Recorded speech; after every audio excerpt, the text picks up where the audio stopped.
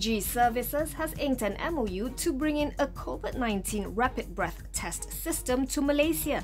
The group announced that it had signed the deal with Singapore-based Breathonix, which has developed a real-time breathalyser system for COVID-19. According to MyEG, the test is a non-invasive, accurate and affordable solution that can generate results within a minute, making it particularly suitable for mass screening in high-traffic locations.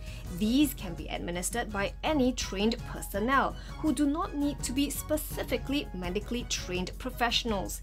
Users of the test are only required to simply exhale normally into a disposable one-way valve mouthpiece connected to a breath sampler.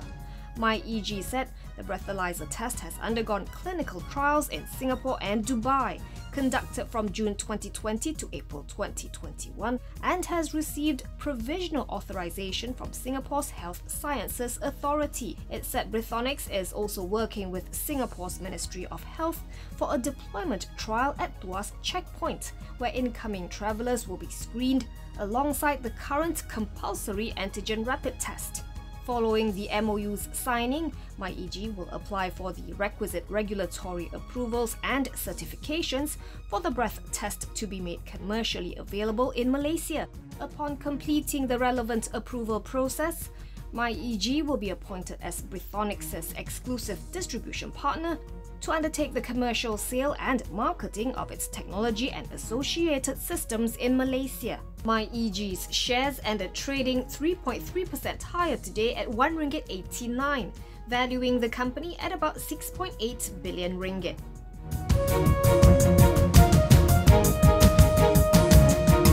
Masing Healthcare says it has received its business license and other relevant licenses and permits, with operations starting at its Sabah facility in Klang. In a statement today, Masing Healthcare announced it has received an export license from the Malaysian Rubber Board, as well as 2 licenses from the US FDA, which enables the company to export its gloves to the US. Meanwhile, it is also progressing well in obtaining FDA 510K pre-market notification and CE marking for exports to the US and European markets.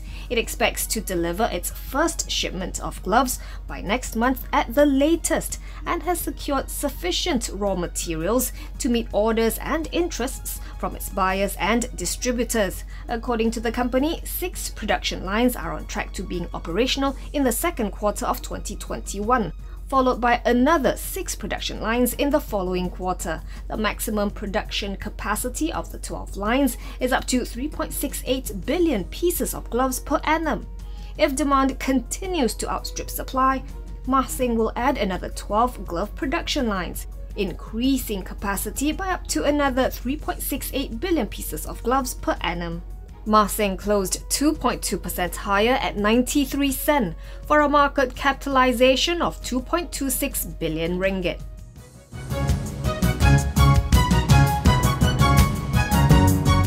Selangor Menteri Besar Datuk Sri Amiruddin Syari says the state government will consider a proposal to conduct door-to-door COVID-19 screening tests.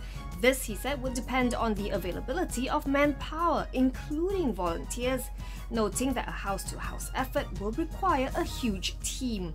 Selangor has been recording the highest number of newly infected individuals across the country. Today, the figure stands at 2,049 out of the total 6,509 new infections detected by the Health Ministry. That's nearly 1/3 of the cumulative number.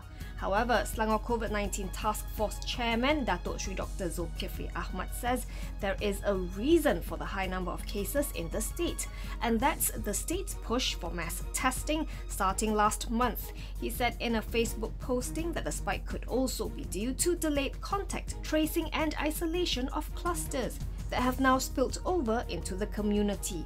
Malaysia's tally now stands at 518,600 cases, with 60,018 still remaining highly infectious. 711 are in ICUs, with 369 of them requiring respiratory assistance. 61 deaths were reported, taking the death toll to 2,309.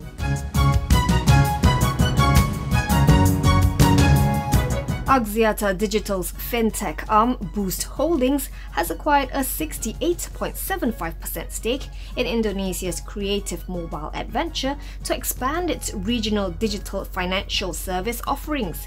Creative Mobile Adventure operates a telco supply chain model financing business under the brand Kimo, with a limited number of peer-to-peer full digital financing licenses issued by Indonesia's Financial Services Authority. The acquisition of the peer-to-peer licensee is a key growth engine for Boost to widen its reach to underserved micro and small enterprises regionally. According to Boost CEO Sheyantha Ebikun, the deal is part of the company's regional digital financial service rollout plans. He said in a statement, Kimo shares Boost's aspiration to support the growth of micro enterprises through simple and convenient solutions powered by technology. The acquisition allows Boost to scale its operations regionally and rapidly through an established entity. It will also give the company access to a larger ecosystem of merchants and retailers already familiar with microfinancing.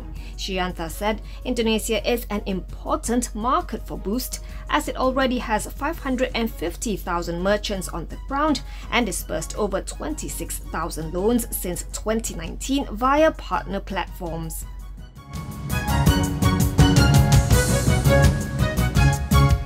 The prosecution in Datuk Sri Ahmad Zahid Hamidi's second corruption trial says the former Home Minister had taken advantage of his 4-year tenure to amass wealth for himself. The trial involves 40 charges of bribery against Zahid over his alleged abuse of the foreign visa system. Deputy Public Prosecutor Datuk Raja Rosela Rajatoran contended in her opening statement that Zahid had received bribes involving cash of various currencies, namely 14.71 million Singapore dollars, 3.125 million ringgit, 15,000 US dollars and 5,000 euros from one Ultra Kirana Sindra Berhad or UKSB, a contractor hired by the government to provide supply and services for the Ministry of Home Affairs. She said the prosecution is set to prove that Zahid was involved and had knowledge of UKSB's appointment as the contractor, and that there is indeed a connection between the appointment and the cash that he received.